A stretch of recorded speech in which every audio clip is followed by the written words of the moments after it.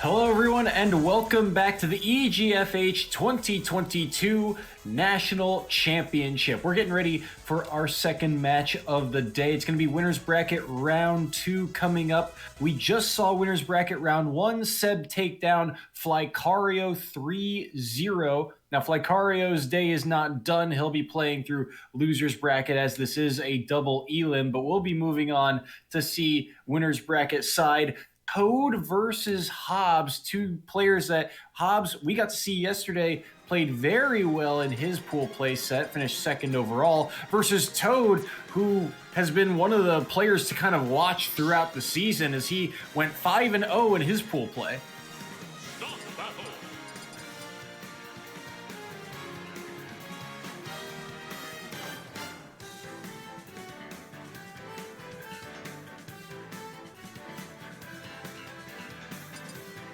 And as we get ready for this next round, as we take a look at the bracket here, as we get things set up. Remember, this is a double elim format, so the losers of this round, they are not done. They will drop down to losers round 1. For our matchup in particular of Toad versus Hobbes, the loser of this set, they will drop down to play John Nickel, who I believe got second in his bracket play, lost 3-2 in a close one to Manny.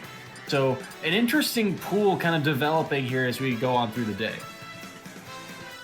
Yeah, so of course this is going to be one of the more interesting and exciting sets I feel of this weekend. So Hobbes, of course, I feel like maybe like a little bit of a crowd favorite, right? We see so many people cheering on like Hobbes, especially like in the Twitch chat, going up against Toad. If I'm not mistaken, Toad is the #1 seed of the event. So definitely favored, the favored player going into this one.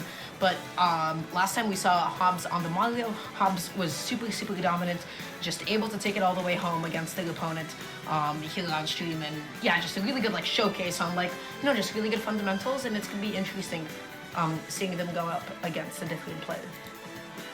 Yeah, I'm curious to see which, character Toad opts for, because we've only seen the Mario from Hobbes in his pool play, but on the flip side of that, Toad, he's kind of alternated some characters here and there. I believe we've seen Wolf in the past. I believe we've seen some other of those kind of higher tiered characters overall. So I'm not sure which one he's going to opt for today, but we'll have to see. It's going to be certainly interesting. Toad, again, from Fairfield Ludlow High School, and on the flip side of that, Hobbes, one of the representatives of Lipscomb Academy, and they are underway here. The Falco, the choice of the day for Toad. Okay, so let's see how that's going to end up playing out. This is going to be a tale of two advantage state. Mario has so many potential combo trees, especially on PS2 against Falco. Already going to be opening it off, finds one up at 41%, and more importantly, has has Toad stuck at the ledge tree. So this is going to be a phenomenal opening. Good up tilt there from Toad. We won't get much off the back of it. And there's that combo game. Interesting, usually you see Toad go for those up tilts as might have some technical difficulties, but it looks like they're opting to play on with it, so everything seems okay for the moment. Anyway, they right now, what a near catch on that down B. I will say though, Hobbes is like super on top of it, right? Hobbes is just like able to get so many big starters, just able to like really position themselves well. F Smash not going to be able to kill, but this could be a stock on Falco. However, Flood not going to be connecting. Falco successfully side being back onto the stage, and finally finding that down tilt, but no confirm. Toad would have needed to drift into to the right side for that to have connected. Well done by Hobbes there on that up smash to take that first stock, just the jump in and the reverse hitbox again of that up smash, able to do it. And the fireball interrupting a potential edge guard there from Toad, but here's a grab, forward throw to knock him off stage, a low recovery there, and one that Toad will not attempt, and an up B out of shield will get even more damage, make it double. Okay, just looking for a way to be able to land here, setting up a tech chase, doesn't get the right direction that time, and a quick little up smash out of shield is going to clean up that first stock. So Falco, I mean, can easily make up this damage. One good up tilt, one good drag down neutral. You already know Falco's damage output is going to be phenomenal. Not actually able to get the up tilt clanking and putting both of them into rebound, and as a result, we're back in neutral. But again, Hobbes has just been playing like really like anti-Falco combo. Just outside of the range of up tilt, never getting hit by these drag downs, but finally finds one, able to get a couple of hits, and now we're back at even. Good up tilt there into the back air, but won't take away the stock quite yet, but both are starting to get up to those kill percentages, and the strong hitbox on the back air. Great movement there from Toad to find that sweet spot, and now Hobbes on his last stop. Okay, just gonna be reflecting that back. This is a very gentle lead, and now as Falco, I mean, you got no initiative to approach it. But, yo, that spacing, phenomenal. That option coverage, even better. Tech roll out, tech roll in place, and a tech roll in. I believe all of them would have been covered. That was like such minute spacing. That shutter step down smash, delicious. That was so good. And down smash is something we don't see a lot from Mario's, right? They're often going for that up smash, for that forward smash on a read or a call out. The down smash so clean. But speaking of down smashes, Toad has his own. It nearly takes that stock. The Nair, he wanted it to trade and drag down, but it ends up not going in his favor. So Hobbes gets back to stage here. 45 to 122. It's still very workable here for Hobbes, but he's got to play so carefully. Yeah, I'm going to be looking for that back hill, getting called out with the up air a little bit faster than the button. Dash back F smash is going to be able to do it. So let's quickly talk about why Toad was able to win that game one.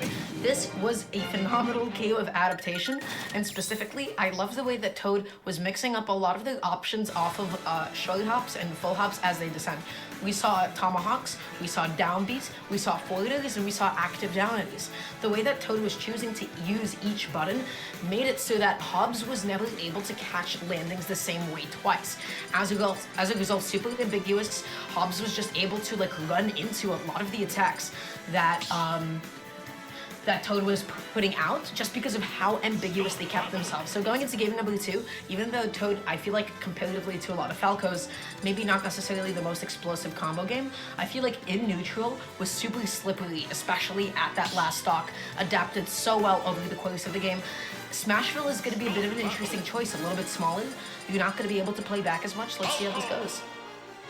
It's going to be interesting to watch. As you watch the player cams, too, between these two, you can tell they're kind of, shaking it off, just kind of laughing between sets. They're having a great time, but they also know when that start screen hits, when this player or character select screen comes up, it's time to get serious and it's time to get down to business. Game number 2 underway here on Smashville. And again, these down tilt forward air combos from Toad, so clean, and a quick 30, make it 48, and a jump used, but he'll be able to make it back to stage. Okay, they're just going to be occupying the ledge. Phenomenal call out there. Does Hobbes have a double jump off stage? They do not, so they have to go through the upbeat BBS mix up, and then going right into the F smash. I don't believe F smash would have hit under the ledge, so maybe Hobbes just didn't fully recognize that situation. And now, phenomenal reset. I do think that double dash back was a misinput. I don't think Toad wants to dash back twice. If you dash back once, you'd have enough time to be able to dash grab punish the landing. That first stock's so huge. What a great tech there. But he doesn't get the second one. I think multiple hits there. He might have teched the first, but either way, the up B knocking him into the stage and getting a bit of a stage spike there to even things back out. And that's just what Hobbes needed after that 0 to death on the first one.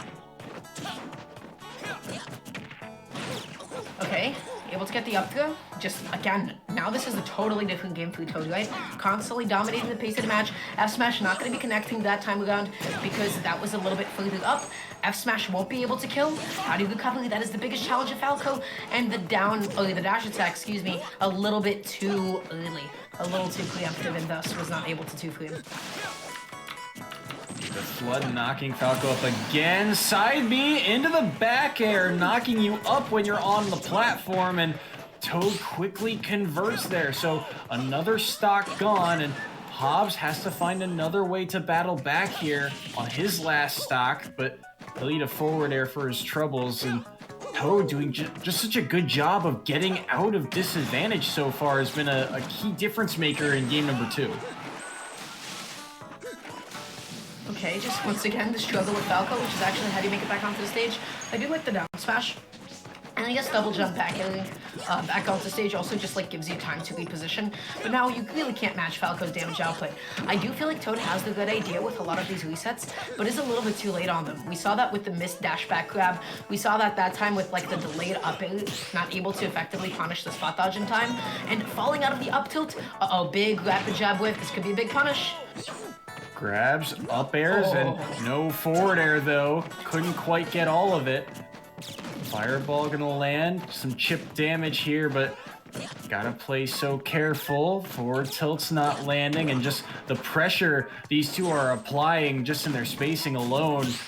So difficult. Oh, dash back forward smash, just couldn't quite catch the spacing on it. But this stock being whittled away at with laser after laser, and Hobbes is just able to weave around it for the moment. But his forward smash comes out faster, and it's a tied series. Hobbes is in it. Hobbes is in it. This is super competitive. This is super close. This is one of the first game 2s that we actually see it on stream all weekend, so kudos there. Ultimately, I'm trying to think about like what really happened here, because it really seemed like Toad was dominating in the beginning, right? And then something at some point shifted. I'm trying to figure out at what point that was, but also being able to kill at 70% from the middle of the stage like that, you know, that's like a kind of explosivity that maybe Falco did not have in that moment. But let's see how this is gonna go. Game number 3 on Pokemon Stadium 2. And I feel like Hobbes keeps opening off the same way. They just want to get like that landing full hop down in, because there's so much combo potential off of it. And similarly, the other way for Toad, they are looking for that opening of the down tilts into the forward airs as well to get some damage. But look at all the damage that Hobbes is doing right now. Can't believe that forward smash didn't kill, but that down smash also not able to take the stock. And I love the way Hobbes has been using that down smash. Again, it's not one we commonly see. You're often looking for up smash, forward smash. To see down smash is kind of a surprise, and it might be catching Toad a little off guard here for the moment, but now Toad in advantage off of that grab. What can he get out of this? Fighting for stage control, but the parry on the down air is going to lead to the up smash. Yeah, phenomenal stuff there. Waiting at the ledge for just a second, using the fireball as the opening. I like the idea. But of course it's not going to be connecting. Setting up the edge guard, phenomenal laser placement. Okay, backing off, not trying to get shot by the hitbox above you or anything. I think that was a lovely sequence. And then, you know, sometimes the opponent guesses right. Falco's ledge trapping, maybe not the best, but I feel like Toad could be definitely utilizing down anymore. And, what happened? An unfortunate SD there, but quickly recovered from via the up tilt to the back air, but Toad's gonna need a lot now to try and mount this one back. Falco's combo potential does make it very feasible, but he's gotta get it on the line. Side B into the forward air, and it's been 65 damage there since the last time Toad was touched, but still a lot of work to be done. That's a heavy read on the forward smash, but look at the up airs into the forward, and that's the spike, and that's 2 games going to Hobbes. Hobbes is cooking. Hobbes is cooking. Hobbes has so much momentum. Hobbes is now doing Mario things. And, you know, not to discredit Hobbes, but that may include cheating at times. That what we just saw, a little unethical, I would like to say. But that's what you gotta do, especially if you're playing against somebody like Falco. You can get that stuff so easily because Falco doesn't have a lot of disadvantage buttons, right? He doesn't have anything that's like, okay, this is my quick little get out of jail free card. He's at a really good combo weight and gravity as well. And Hobbes was able to take full advantage of that. Wolf, no exception to that rule either. 44% stuck in a corner.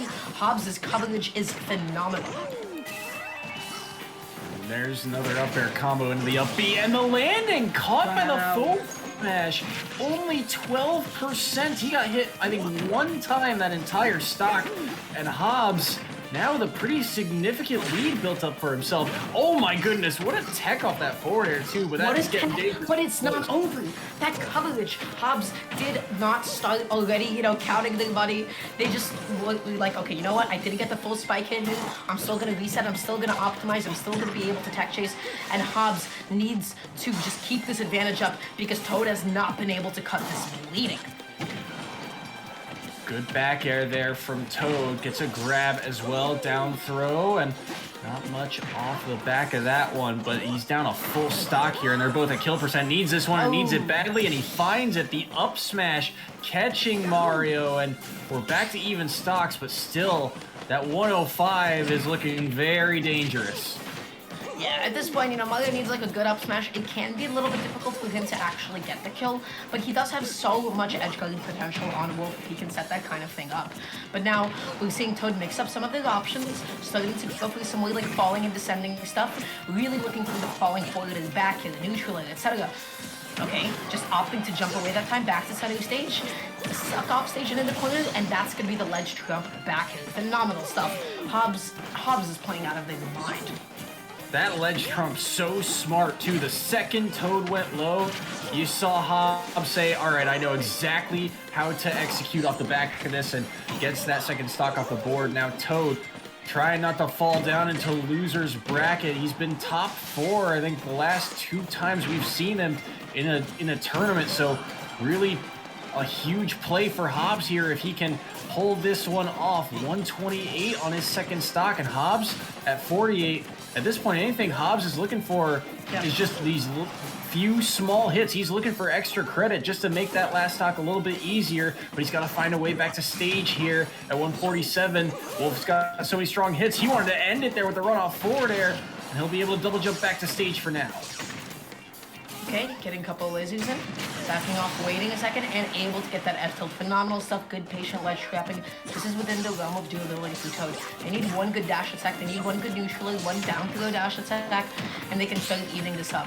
Jumping back on, getting the parry, that's going to be the up throw into the platform extension. Phenomenal adjustment based on your positioning on PS2. Good awareness instead of going for the traditional down through the dash attack. Okay, this is about as even as it could get. Wow. And for what seemed like such a big lead for Hobbes is now all of a sudden a very tight game. 68% on Mario to 93. And remember, Toad drops this game, that's the set. Otherwise, we're going to game number 5. Toad has to find a way to still mount this comeback. He's not out of the woods yet. At 99, the dashing around center stage, so dangerous. Dash attack comes through, but he misfates it, and the forward smash comes through, and Hobbes with the pop-off is moving on winner's side. Wow, that was a phenomenally placed F smash because I wanted to make note of something. Up until that point, Toad was getting away with a lot of whiffs. That was a lot of falling forwarders. There was a lot of rising and immediately descending and sinking options. There was so many times that Toad would just press a button in front of Hobbes' face, and Hobbes was not able to get anything massive. That time around, when it mattered the most, Hobbes was able to get the whiff punish. Toad a little bit too ambitious with the approach and ended up falling into Hobbes' clutches. So that F smash, so potent, so powerful. That's going to be Hobbes moving on throughout the bracket. That was a hell of a set, a phenomenal set. So really good stuff to them. Wow. Yeah, no, absolutely. That was a very close set between 2 very good players here. And this is still early in the tournament. That was only winners round 2.